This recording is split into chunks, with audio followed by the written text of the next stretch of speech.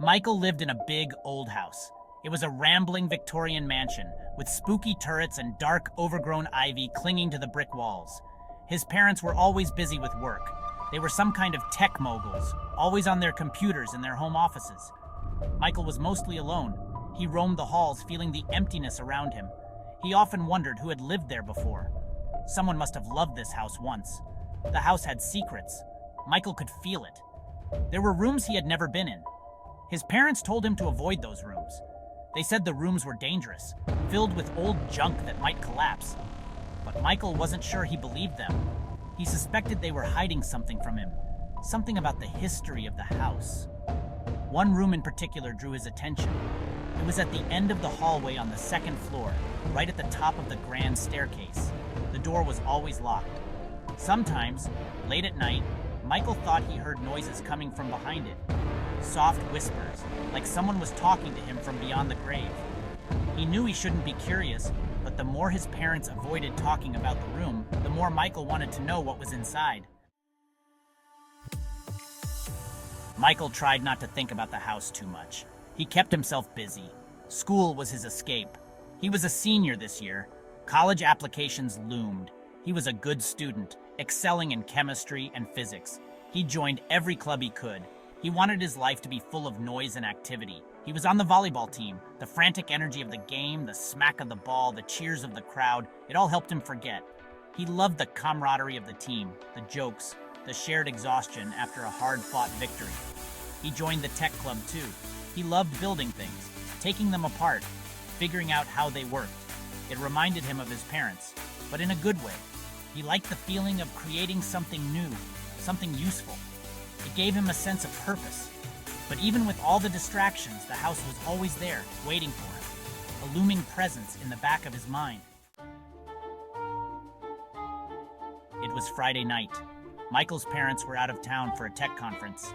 He had the house to himself. For once, he wasn't dreading their absence. He had invited his friends over, his 3 best friends since middle school. There was Josh, the tall, lanky one, always cracking jokes. He was the class clown, but surprisingly insightful when you least expected it. Then there was Emily, the quiet one, always observing, with a quick wit and a sharp tongue if you crossed her. And finally, there was Ben, the brains of the operation, always tinkering with gadgets and gizmos, speaking in a language of binary code that only Michael seemed to understand. They were sprawled out in the living room, surrounded by pizza boxes and soda cans, watching some cheesy horror movie on TV. The volume was up loud, the lights were off, and the mood was light. For a few hours, Michael forgot about the shadows lurking in the corners of the house. He forgot about the locked room upstairs. He was just a normal teenager hanging out with his friends, enjoying the simple pleasures of life. As the movie reached its climax, the power suddenly went out. The room was plunged into darkness. The sudden silence was deafening. "What the heck?" Josh exclaimed, fumbling for his phone to use as a flashlight. Probably just a power surge, Ben said, ever the pragmatist. These old houses, you know how it is. Emily shivered. It's kinda creepy though, don't you think? Michael tried to laugh it off. "Come on, Em. Don't tell me you're scared of the dark." But even as he spoke, a chill ran down his spine. The air felt different somehow, heavier, charged with an unseen energy. And then they heard it. A faint sound at first, barely audible above the pounding of their hearts. A low, mournful wail like a woman crying out in pain. It seemed to be coming from upstairs, from the direction of the locked room. The 4 friends froze, their eyes wide with fear and curiosity. The wailing grew louder, echoing through the empty house.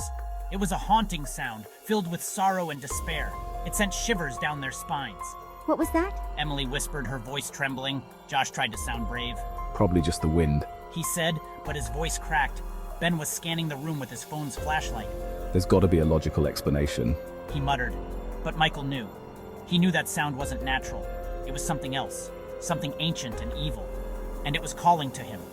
He felt a strange pull towards the locked room, an irresistible urge to uncover its secrets. He knew it was foolish, dangerous even, but he couldn't resist.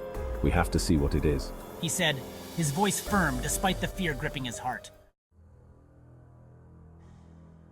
They crept up the stairs, their footsteps echoing in the silence. The air grew colder as they approached the locked room.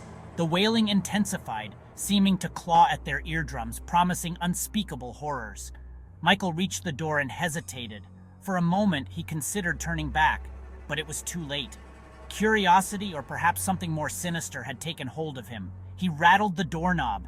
To his surprise, it turned effortlessly. The lock had been opened. He pushed the door open slowly, revealing a small, dusty room. The air was thick with the smell of decay and something else, something acrid and unfamiliar. The wailing was deafening now, seeming to press down on them, suffocating them. In the center of the room stood a single wooden table. On top of it lay an ancient book, its leather cover cracked and worn with age. It was bound in iron chains, as if to contain the evil within. The book pulsed with an eerie green light, casting grotesque shadows on the walls. The wailing seemed to be coming from the book itself, as if it were alive in pain, begging to be released. Michael reached out to touch the book, drawn to its strange power. He felt a jolt of energy surge through him as his fingers brushed against the cold, unyielding chains. Don't! Emily cried out, but it was too late. The book sprang open, bathing the room in a blinding green light. The wailing reached a deafening crescendo, then abruptly stopped. Michael shielded his eyes, his ears ringing. When he could see again, he gasped in horror. His friends were gone, vanished without a trace. The book lay open on the table, its pages blank. The room was silent, except for the sound of his own ragged breathing. Josh, Emily, Ben? Michael called out, his voice echoing in the empty room.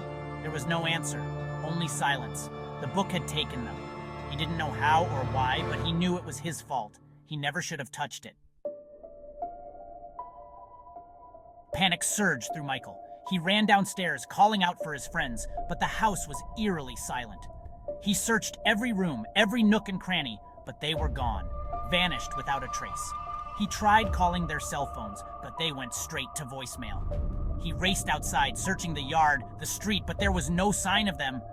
It was as if they had never existed. Desperation clawed at him. He had to tell someone, get help. He ran back inside and called his parents. Michael, Mom, Dad, it's Michael. Something terrible has happened. His parents answered on the first ring, their voices calm and reassuring, just what he needed in that moment of terror. Michael, what's wrong? Are you all right? Michael, it's Josh, Emily, and Ben. They were here and now they're gone. There was a pause on the other end of the line, a long, uncomfortable silence.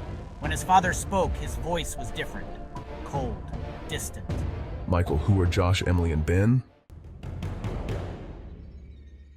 Michael's blood ran cold. Michael, you don't remember? They're my friends.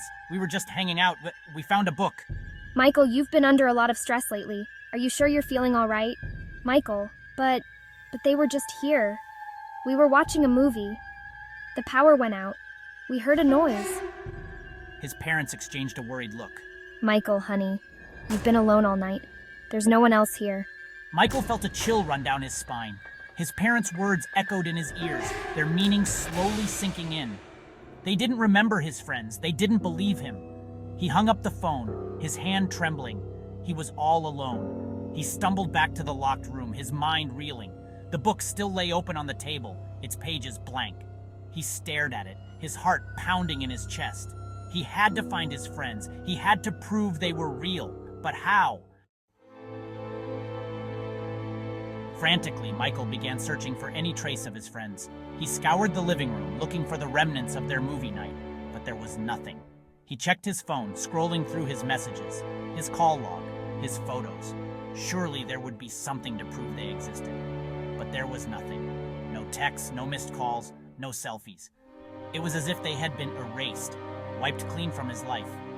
He sank to the floor, his head in his hands. His parents were right. He had been alone all night. Josh, Emily, and Ben had never been there. They never existed.